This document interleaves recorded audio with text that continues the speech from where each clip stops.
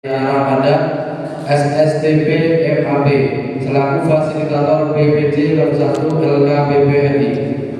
Untuk waktu kami persilakan, monggo Pak Prada.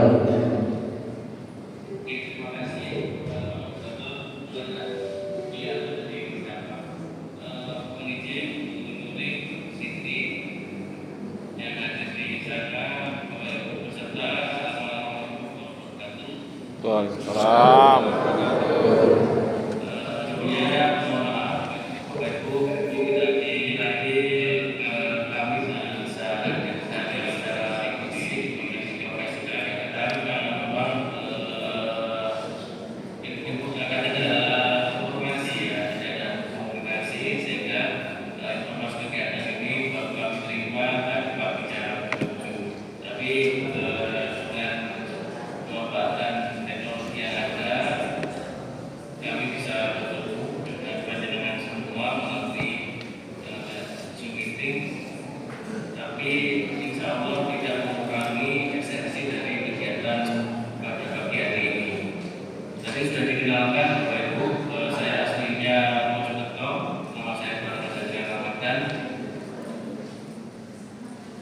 Saat ini kami bertugas di Biro Pengadaan Barang Jasa Provinsi Jawa Timur.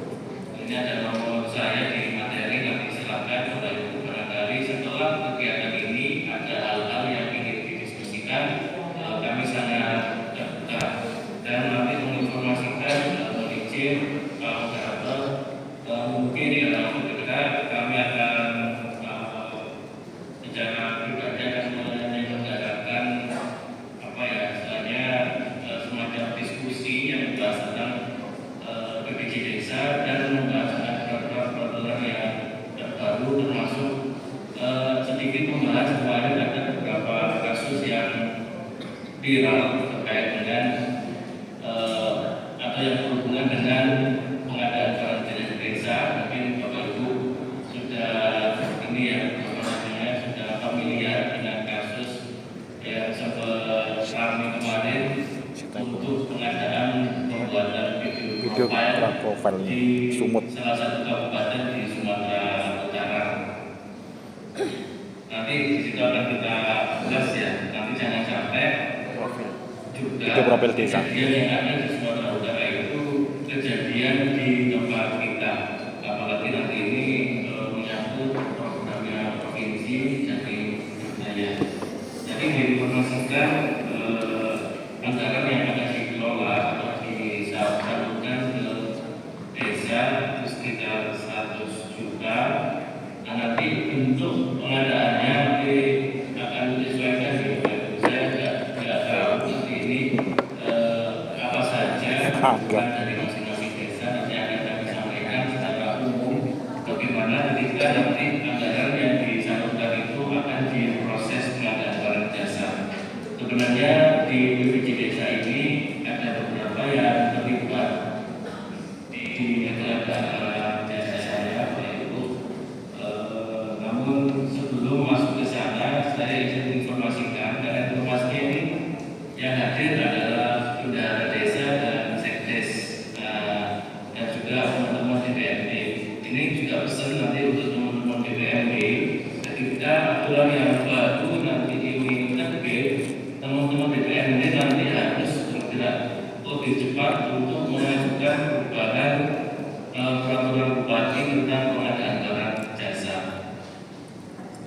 Saya sampaikan dulu Bapak Ibu, peraturan yang terbaru BPJ desa baru tahun 2025 ini diatur melalui peraturan presiden yang sebelumnya di peraturan presiden yang membahas tentang pengadaan barang jasa pemerintah belum pernah sekalipun menyentuh proses pengadaan barang jasa di desa karena dianggapnya BPJ desa itu harus simpel, tidak beli kemudian SPJ hanya itu.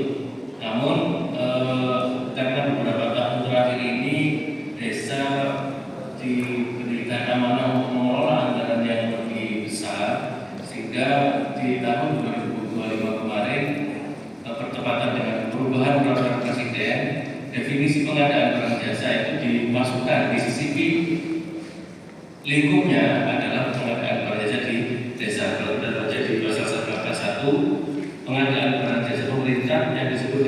PDJ adalah kegiatan pengadaan barang jasa oleh kementerian, lembaga, perangkat daerah, institusi lainnya, kemudian pemerintah desa di sini yang dibiayai oleh APBN, APBD atau APBDes. Artinya, Bapak Ibu, semua yang dikelola atau yang masuk ke dalam PSBDA atau yang dikelola oleh pemerintah desa yang sumbernya dari APBD maupun APBN, yang prosesnya mulai dari identifikasi kebutuhan, kalau di desa mungkin dimulai dari desain des ya, sampai dengan nanti setelah masa pekerjaan itu aturannya mengacu Kongres nomor 46 tahun 2025.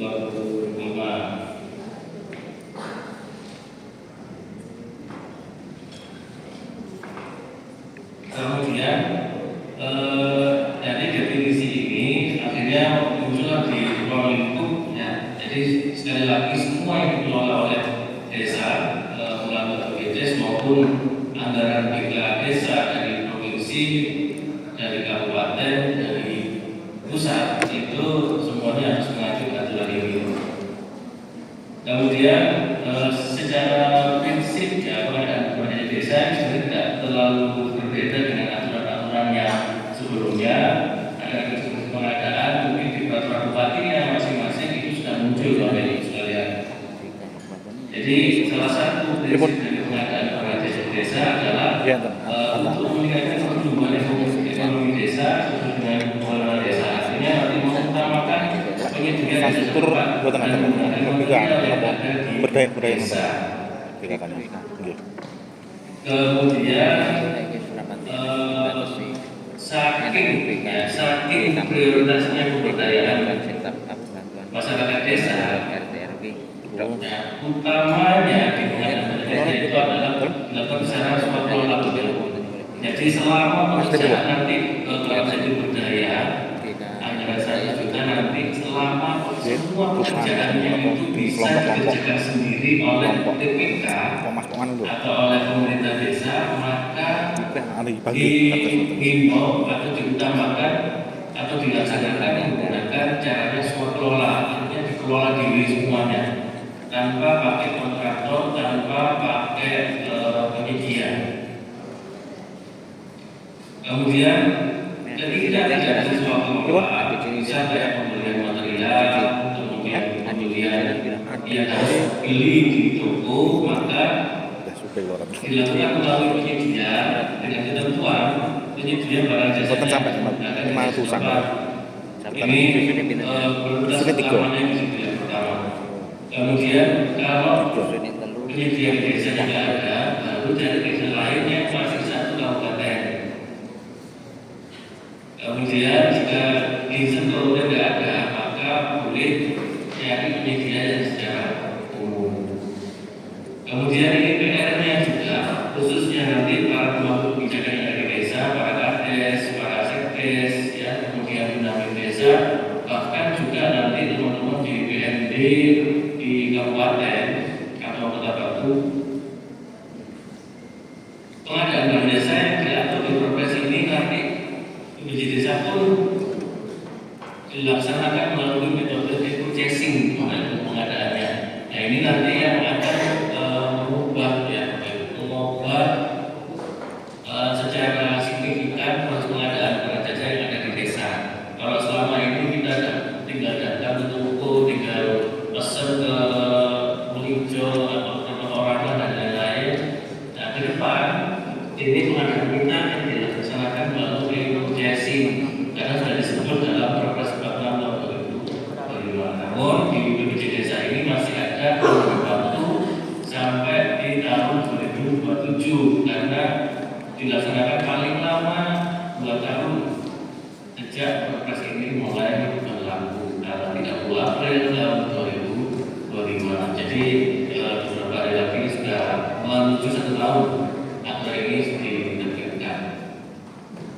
Namun kemarin Bapak Ibu terkait dengan purchasing ini masih ada pelonggaran tertentu ya, karena di dalam draft perubahan Perpres 12 tahun 2019 nanti akan ada relaksasi bagi desa-desa yang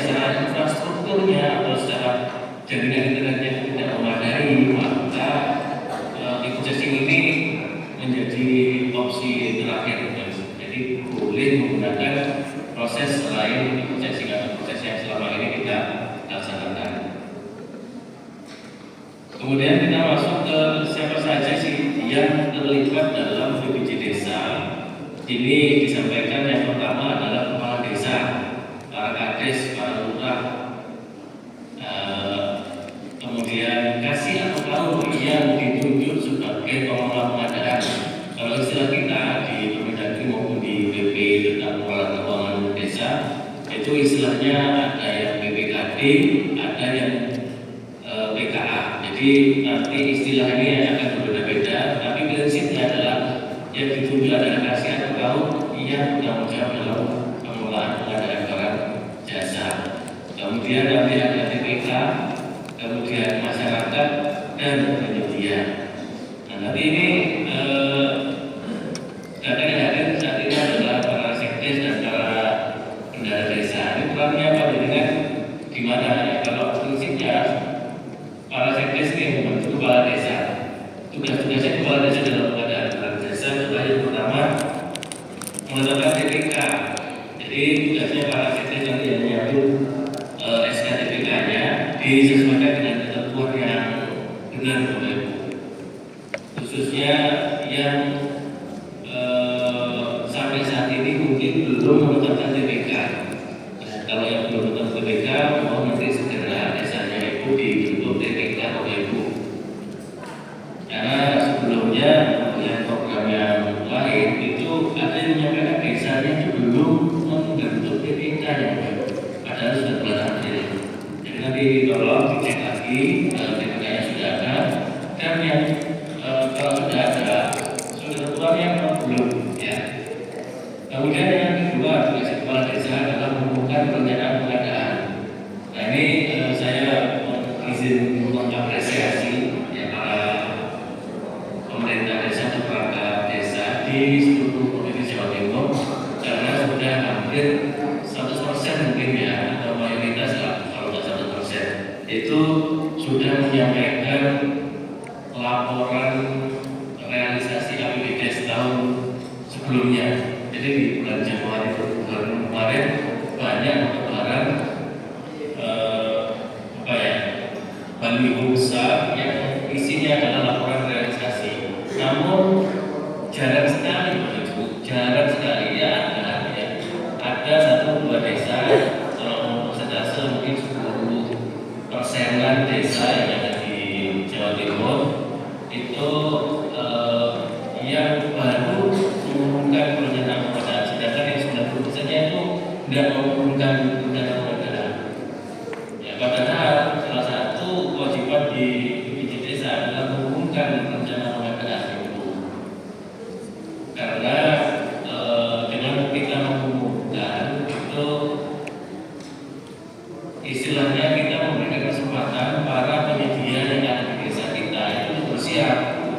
Ya, pengusaha-pengusaha mikro kecil yang ada di desa itu bisa bersiap ketika melihat hubungan pengadaan yang ada di desa. Desa tahu barang ini mau pengadaannya sembako segini, mau pengadaan material segini. Saya lihat stok saya kurang, saya tambah stok untuk menyediakan kebutuhan yang ada di desa. Kuncinya ada di situ, Bapak Ibu. Kemudian mengumumkannya di mana? Ya minimal ada di papan pengumuman yang ada di balai desa, di papan tulis putih yang ada di balai desa itu biasanya, atau papan hitam yang dipakai PKK, silakan ditempel di situ minimal. Lebih bagus lagi kalau ada dipublish kayak laporan realisasi APBD. Kemudian menyelesaikan perselisihan antara kasih tahun atau PKK tadi dengan TPK. Mesti kalau ada orang lebih dari satu yang bekerja itu mesti ada slide-nya. Nah, kalau ada slide inilah tugasnya kades untuk menentukan. Kemudian selanjutnya tugas kasih tahu atau PPKD atau PKA. Nah, PPJ desa Bapak otaknya itu ada di PPKD ya, atau di PKA. Karena seluruh pengadaan barang jasa yang di desa itu harus ditandatangani oleh PPKD ini, Bapak PKA. Dia si kasih tahu ini dia yang tanda tangan perkiraan harga atau sebut aplikasi. Dia yang mengenai speknya, nanti modelnya kayak gini. Nanti yang dibeli 10, nanti yang dibeli misalnya kalau laptop dibeli nanti yang Core i5, Core i7 itu yang menentukan si kasih tahu yang tanda tangan. Kemudian si kasih tahu ini kalau ada pengadaan yang sampai dengan 50 juta atau metodenya pembelian langsung, nanti dicek di produknya masing-masing, itu dia bisa beli sendiri tanpa ditinggal. Kasih tahunya ini. Kemudian di kwitansi, di bukti transaksi, di setrumnya, di SPK, di kontraknya, ini tanda tangan kasih tahunya ini. Dia yang mengendalikan itu datang tanggal sekian, jam sekian di tempat di balai desa, dia yang menerima kasih tahunya dengan checking. Ya, semua itu adalah dikasih tahu, termasuk kalau belanja makanan minuman itu ya harusnya kasih tahu ya, dia mulai pesen, kemudian dia milih menu dan lain-lain. Dia mengendalikan, dia yang mengintervensi semua dan terus KDC apa? KDC tadi itu 3 tugasnya. Kalau selama ini misalnya di kontrak KDC sederhana boleh, tapi hanya sebatas mengenai KDC-nya. Ya, bukan yang menyetujui, yang menyetujui untuk kasih tahu. Kemudian dia yang melaporkan pengadaan kepada kepala desa dan nanti setelah terima kepada kepala desa. Kalau gambarannya nanti untuk program BT Berdaya ini, misalnya di salah satu desa ada pengadaan kambing dan kandangnya, ya, kambing dan kambingnya. Nah, yang menentukan nanti kambingnya berapa, seberapa, dia masih cempe atau sudah beberapa bulan tinggal sekian. Kemudian desain kandangnya seperti apa, itu yang tanda tangan adalah si PPKD, kasih tahunya, bukan kades, bukan TPK, tapi kasih tahunya yang menentukan.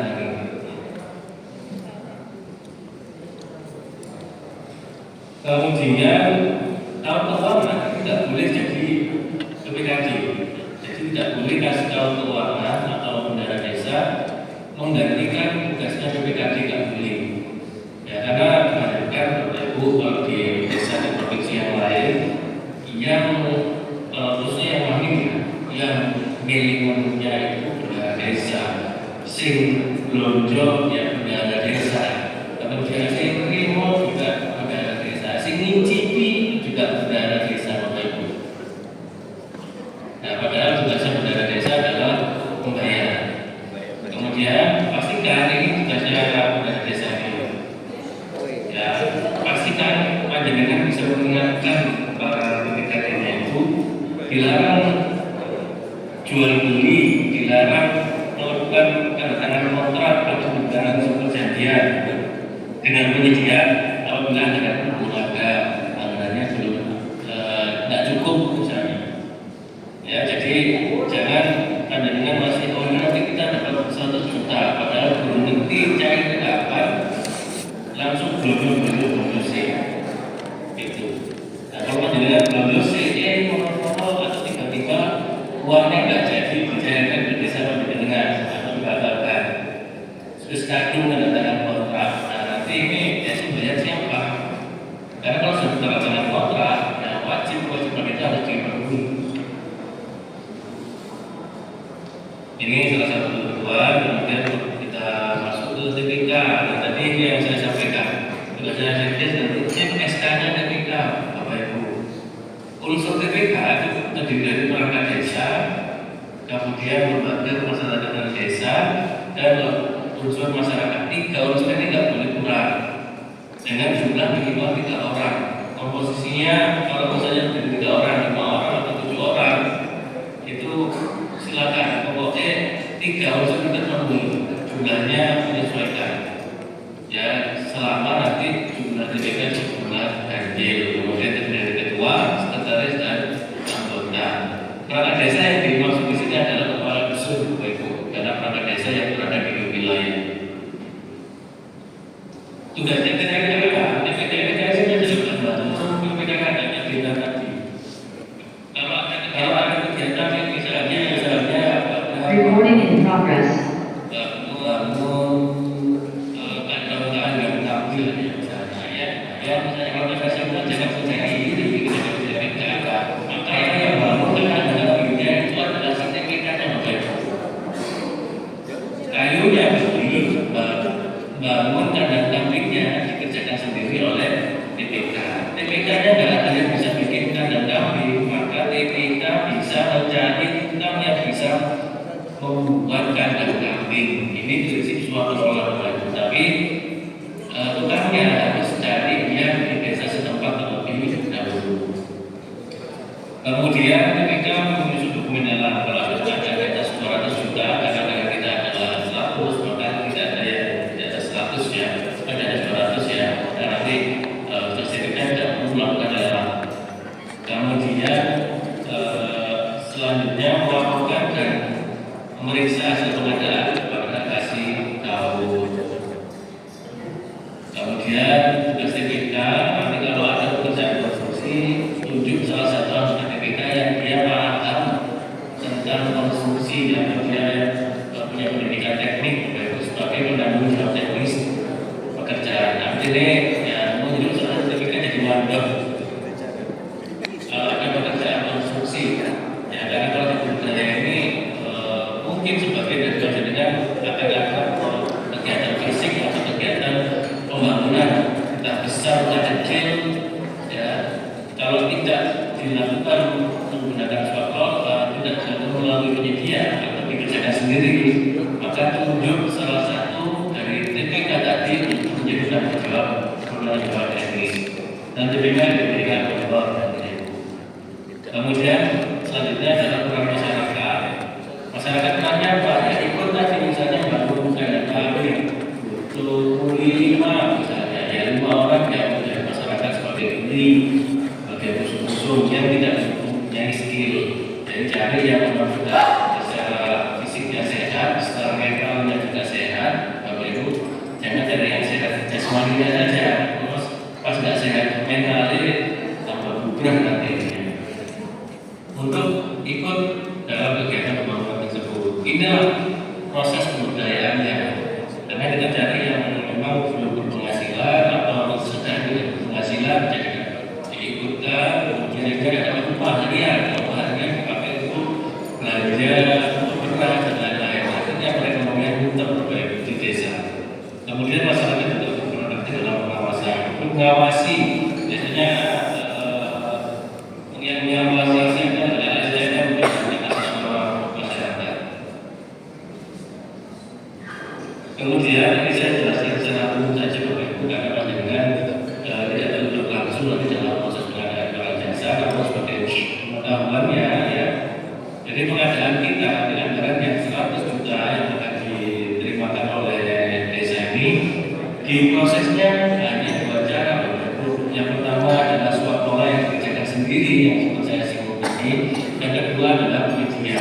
Swap pola ya selama pekerjaan itu bisa dikerjakan sendiri oleh TPK, maka kalau kita mau melihat yang rapi karena banyak beberapa rincian itu dikelola sendiri ya. Jadi cari tukang sendiri, cari kuli sendiri, kemudian materialnya beli sendiri, itu masuk dalam swap pola.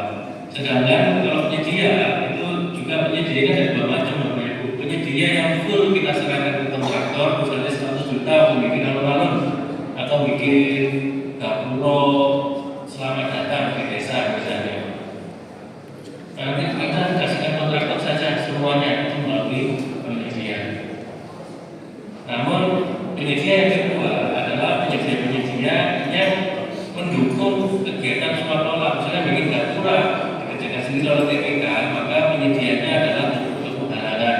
Dia menyediakan semen, dia menyediakan batu bata, dia menyediakan pasir, kerikil dan lain-lain. Itu adalah penyedia yang mendukung swap pola. Jadi kalau dengan tanya terus bagaimana formatnya, tahapannya bagaimana, tahapannya semua dari perencanaan ya, tugas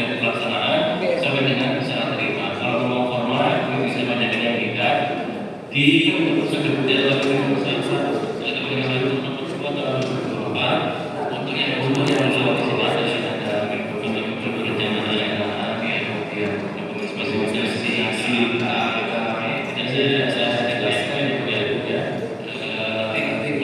itu sudah minta ke panitia untuk kami lakukan format RAP, kemudian format laporan, format pembahasan rapat, kemudian penggunaan sumber daya sampai dengan nanti ada serah terima. Kemudian kegiatan mana saja yang dapat disuarakan, kegiatan pemiluan ke masyarakat, ya itu bisa di swasta. Artinya pemiluan ini bisa dikerjakan sendiri oleh TPK dengan menggait para taruna atau menggait peserta ibu-ibu, ya selesai. Kemudian membangun karpura, pembangunan jalan tol, pabrik desa, perbaikan pohon-pohon desa, pembuatan pagar, pembersihan jalan kampung, ya itu bisa dikerjakan melalui swasta. Artinya nanti gotong royong masyarakat yang ikut data biar mereka dapat upahnya. Namun pemberian upah ini juga harus disesuaikan dengan anggaran yang disediakan.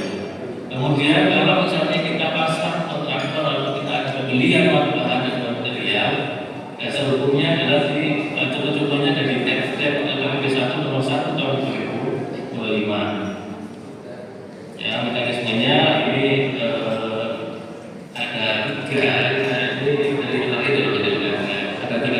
prosesnya dengan hasilnya sudah dan juga cara harus punya karena kemungkinan yang kita kemungkinan yang data melalui pemilihan langsung dan pemilihan negara ini secara umum tapi beda seluruh negara. Namun di hukumnya yang diajak ini itu kebanyakan ya mayoritas disesuaikan dengan 50 juta itu pembelian langsung. Ketika di atas 50 juta itu adalah transaksi. Kalau transaksi di atas 50 juta maka menggunakan permintaan penawaran. Kalau sekali transaksi sampai dengan 50 juta ke bawah itu pembelian langsung. Prosesnya bagaimana? Pembelian langsung datang langsung ke toko, Tigo, kemudian deal, keluar kwitansi, keluar strok, kemudian dibayar. Itu adalah pembelian langsung. Namun ketika bayar jangan lupa harus diingatkan sama posisi dan Buri terkait dengan perpajakan ketika kita memproses pengadaan barang jasa. Jadi setiap anggaran yang kita keluarkan jangan lupa pajaknya juga dihitung karena salah satu komponen pajak adalah pajak. Mungkin itu Bapak Ibu yang kami sampaikan ya terkait dengan mekanisme pengadaan barang jasa. Ini tidak saya jelaskan secara teknis karena di sini banyak format-format. Format-format ini yang jadwal adalah memang bendahara dan setkes ya yang jago format atau jago administrasi sehingga nanti bisa lihat di pusat yang saya maksudkan. Contohnya adalah kalau penyedia sewa peralatan, kemudian langganan internet, komputer, ada sound system, sembako, material itu melalui penyedia. Demikian yang dapat kami sampaikan. Terima kasih.